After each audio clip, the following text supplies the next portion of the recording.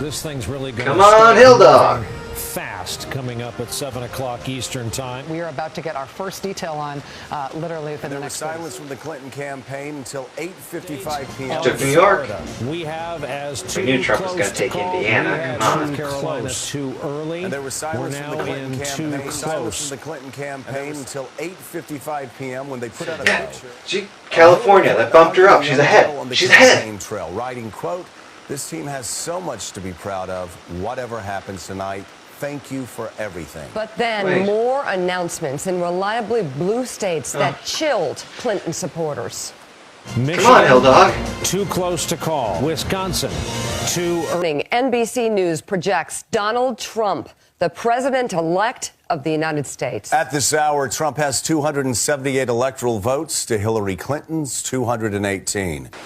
And he told the crowd at his election night headquarters in New York that he had received a call from Hillary Clinton conceding the election. And according to Kellyanne Conway, President Obama has called as well. Going into Election Day, he had a narrow path to victory, and he threaded the needle with wins in must-have states like North Carolina, Florida, Ohio, Pennsylvania, even Wisconsin. At this hour, Arizona, New Hampshire, Minnesota, and Michigan have yet to be called. It was a historic wave, unlike anything we've seen since Ronald Reagan's Republican Revolution in 1980.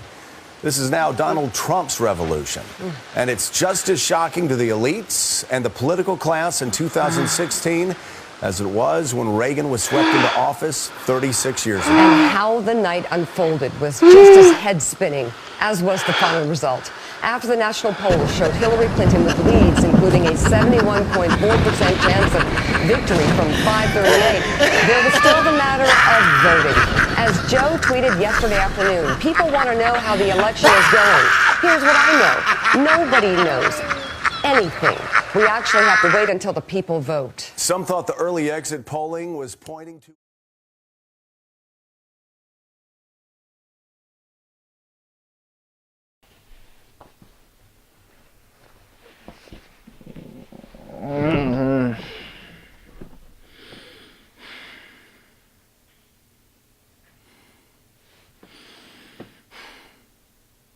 I need a drink and a hug and a shower, probably a shave. But you know what? I need a laugh. That's what we all need, isn't it? Need to laugh. Let's see. Really? The hell?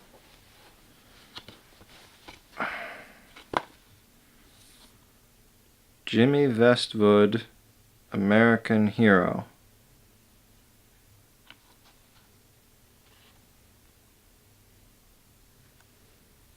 This'll do. This is a movie co-written by and starring Maz Jobrani, a really funny Iranian-American comedian. We might as well enjoy his talents before Trump finds a way to deport him. The box describes this movie as The Pink Panther meets Borat. I don't care for Borat, but I do enjoy a Pink Panther movie from time to time. Maz Jobrani is hilarious on Wait, Wait, Don't Tell Me and the stand-up acts I've seen. This should be worth watching. بابا دارم میرم آمریکا داریم میریم آمریکا بچه‌ها دارم میرم آمریکا دارم میرم آمریکا دارم میرم آمریکا میرم آمریکا دمت گرم دارم میرم آمریکا دارم میرم آمریکا دارم میرم آمریکا دارم میرم آمریکا دارم میرم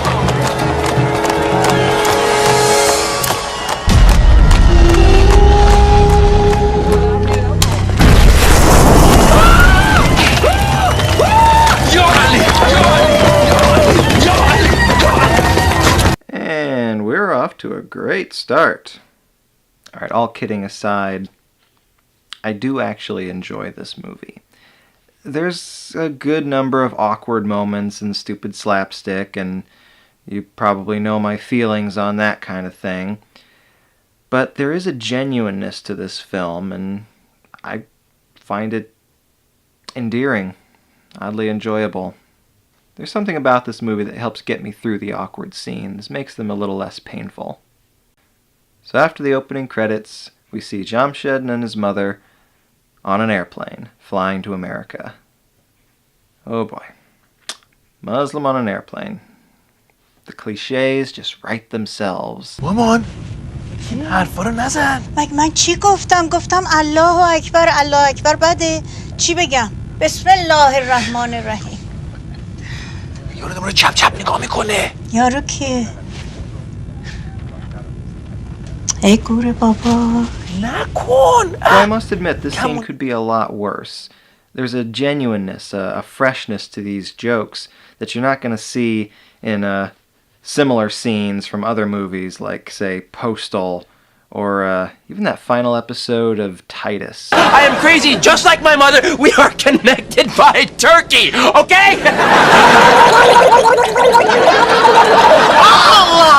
Allah King! Oh my God, they're from Turkey! They're trying to take over the plane! No. This movie seems to take the high ground on a lot of those kind of jokes. Okay, Mr. Jamshed. Jamshid. Jamshed. Jamshid. Shit. Shid. Shit. Shid. Shit. Shid. Shit. Shid. Shit. Shid. Shit. Shid. Shit. Word of advice, Jimmy. People here are on edge, okay?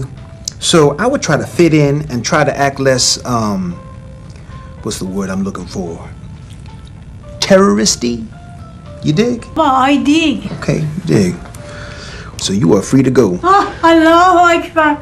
I said less terroristy. So they make it through customs and on to their new lives in America. Now, we at Cox News pride ourselves on the facts. Bringing you the facts and the truth in our news. No editorializing and no fear-mongering.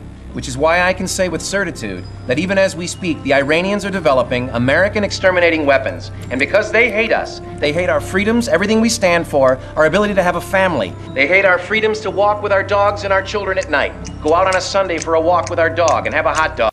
One of the things I really like about this movie is all the parody names. They're stupid, simple little changes, sometimes just a single letter changed from the real thing. But they strangely work. Like changing Fox News to Cox News. First of all, it's just funny to say. And second of all, it almost sounds better. Like, I feel like that describes Fox News better than their real name does. Same thing with Hank Shanity. Again, that's just fun to say. But doesn't that sound better? Doesn't that describe Sean Hannity much better? Hank Shanity. I don't know, it just tickles me. Hank Shanity is talking. Up next. Do you use a cellular phone? Yes. Chances are good you're already dying of cancer. No. We'll be right back. But, like all great narratives, there must be a villain. And ours is Mr. J.P. Monroe, played here by John Hurd. But more on him later. We have exposition to get to. You pulled strings to get me a job as a security guard? Yes. Gee, good thing you're well connected. Didn't come to this country to be a security guard. Came to this country to be an American hero. Yeah, like a Steve McQueen. Made these flyers for your private investigator business. Leila, this is fantastic. Who is this Jimmy Vestvood? That's my new American name. It came to me in a dream.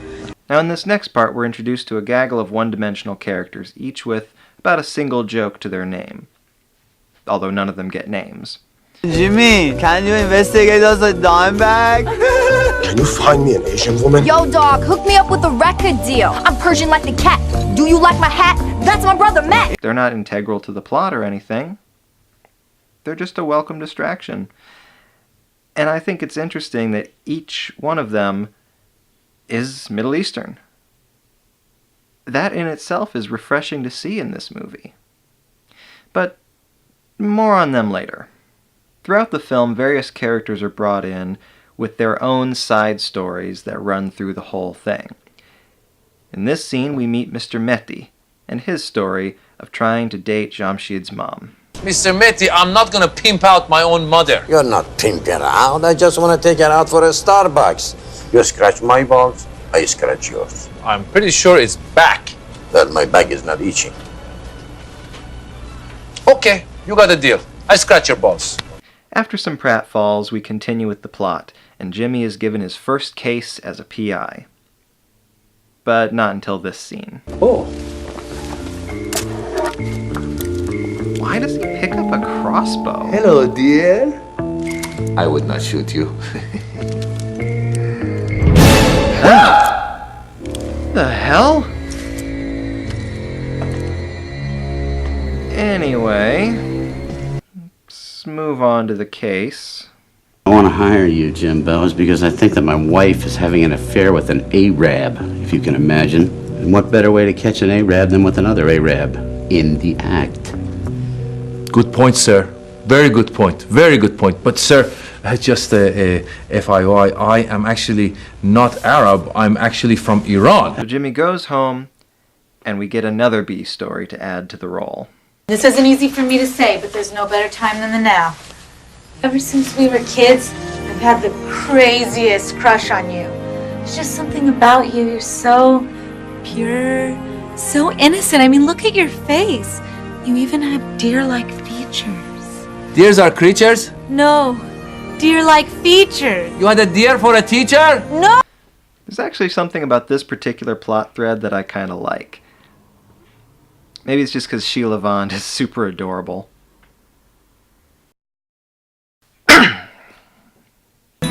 Saturday, 10:11 a.m., Malibu Beach. Very private area. So Jimmy begins the case in the stupidest way possible. Sorry. Excuse me. Yes. Have a nice day. Look, you're kicking sand in my eye. But he does make progress on the case after this extra B story. Oh, Jimmy! Oh my God, Jimmy! Hi, Jimmy.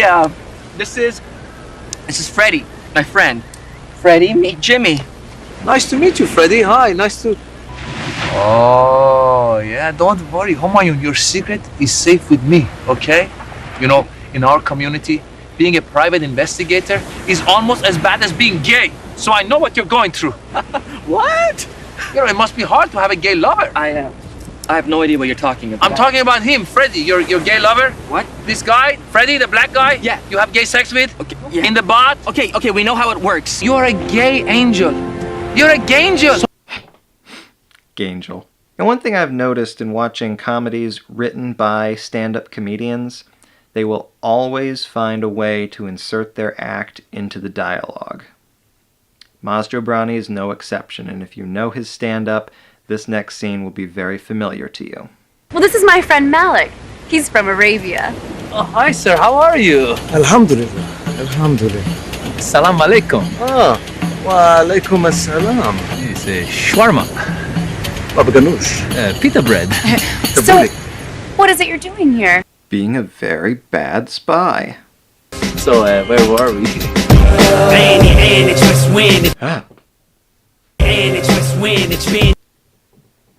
Holy shit. You know, it's not, but that dick is called back enough times, I would almost call it a B story in and of itself. Mr. Westvood. Jimmy. After the beach incident, Jimmy goes to tell Mr. Monroe the bad news about his wife. I mean, this woman has broken my heart, and I want to destroy her. And I need your help to do that. Destroy her? How? I want you to shoot her. Shoot her? No. I'm with the camera. I want you. But there's trouble brewing. Great news. Senator Hunter is confirmed and on board. He thanks you for your generous campaign contribution. We've got 2/3 majority. Well, it's going a lot easier than I ever thought it would. Oh! I don't look too fat. Gee, I wonder what's gonna happen now. But before the obvious, we gotta check in on our B story. Let me be your sidekick this time. Otherwise, I'll tell Mama you quit. You traitor. I told you can't be my sidekick. It's too dangerous. Thank you very much, Leila June, for this cholezard. You know saffron and cinnamon make the man stronger. And this rice pudding make the woman fertilizing. What is your point? My point is that you two should fuck. Sorry. That line delivery gets me every time. You two should fuck. Fuck. Okay. Back to the main story.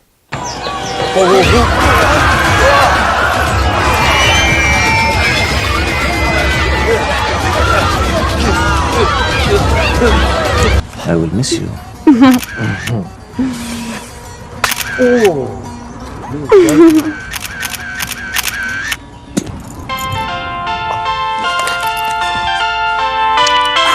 After Secret Agent Playground has a few awkward interactions with some characters, including this moment. She's very intense. Oh! She's special, right? I'm okay! No, you're not! Jimmy once again returns to visit Mr. Monroe to finish the case. Now he realizes he has no case, no job, and no I'm money. never gonna be an American hero like Steve McQueen. Then we're treated to some hijinks in a museum. Come on, you. Because you of course we are. What? No, you moved to Massachusetts. Yeah, I think it's pretty obvious what's going to happen here. Thanks God. He has started it. Jimmy. Jimmy. But the scene does manage to weave in a few of the B stories and further the main plot along. At your service. Layla. Yeah? That was Mr. Monroe. I'm rehired. Fantastic.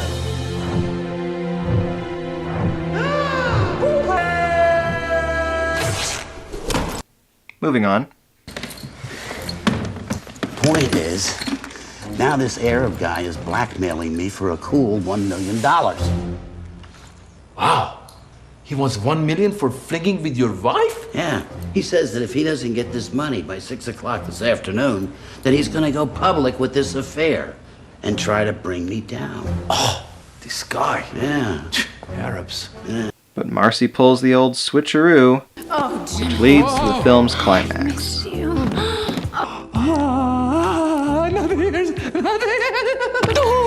More ways than one. I don't know what I was thinking. You should just go. Shh. Surprise, surprise. Jimmy's being framed as a terrorist. $1 million. Open it. Wait a minute. This is the wrong briefcase. There's an alarm clock in here with a wire attached to something that says C4, which is attached to a button that says push here to detonate. Wonder what would happen if I pushed it right. But he's too dumb, naive, to really understand. We are going to war with Iran. And we couldn't have done it without you and your incompetence. Thank you. It's not a compliment. Oh, then no thank you. It's still not a compliment. Okay, then back to you. Tie him up, Anthony. Mr. Monroe, I'm not sure what you're saying. But one thing I do know is that the American people are not so stupid that they will go to a war just because of the actions of one terrorist.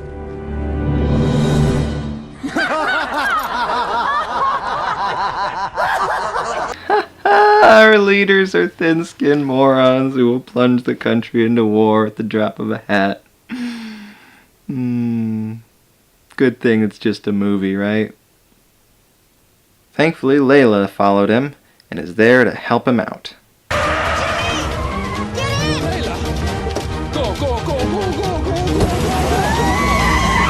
After a short car chase scene, all the plot threads and tertiary characters, those one-note, one-joke characters from earlier, all converge on one final scene. Fox News, this is Jimmy Vestvood, the wanted terrorist everyone is looking for. Please tell Mr. Hank Shanity that I want to grant him the exclusive interview of my confessional. Yes, tell him to meet me in 15 minutes at Homayun's wedding. You don't know Homayun? Jimmy, where have you been? Me and Mom were worried about you. You missed the ceremony. Come, let's dance. Leila, do the thing, do the thing. Oh. You mean Vestvood is a terrorist?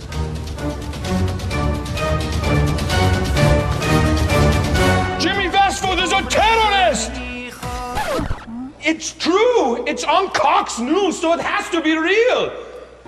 My name is Jamshid Fakhreddin Pur. I came to this country to be an American hero. Along the way, I thought I had to change who I was. But thanks to the help of my 6th cousin, 7th cousin, I learned that you have to embrace who you are. And you don't have to be American to be an American hero. So I stand in front of you today to tell you that I am a terrorist. He admitted it! Get him! No, everything works out. Because it's a comedy, and you know it will. I'm not exactly spoiling anything by telling you that there's a happy ending. If you believe this guy! I knew that I had to convince the American people to go to war if I wanted to sell my product. That's the American way, you see? And I knew that I had to make you out to be the world's worst terrorist. And now, Kennedy, set that off. That's the guy that set up Jimmy! Shut it off, got a black. Oh yeah, and we had one more plot to tie up. I also have something to confess. You are a terrorist too? Oh, no, I'm gay. Yes! Wedding over! Wedding over! And that's Jimmy Vestvood, American Hero. So what do I learn from watching a movie like this? Well, it's a comedy. You're not going to be learning particularly anything, but it's a comedy presented from a slightly different point of view. There's a genuineness, there's a naivete, and the fact that nearly the entire cast was Middle Eastern, and none of them presented as a bad guy. I think a good example are those one-note characters from early on in the movie. These characters aren't carrying the film. They're just a fun distraction, and that's really the best way to look at the entire movie. Not every film needs to be a deep think piece. This movie has its fair share of stupid moments, pointless slapstick, but there's a genuineness to it. Everyone involved is clearly having a good time. Maz Jobrani turns the bumbling cop movie on its head simply by being Iranian and providing the average viewer with a slightly different look at the world. For that reason alone, this movie is worth watching. At its core, the film is clever, intelligent, deeply, uniquely patriotic. True patriots understand that it takes all kinds to make America great. Americans aren't a race of people, they're an idea. True Americans are people like this. I'm Prince Dustpan, and it's time to get back to reality. By hiding in my room and exploring fantasy worlds and playing games. I'm going to start reviewing games, like I originally wanted to. I was able to refurbish the Cyrus cylinder and fix the hole in Jesus Christ. We love you, Jimmy! I love you too!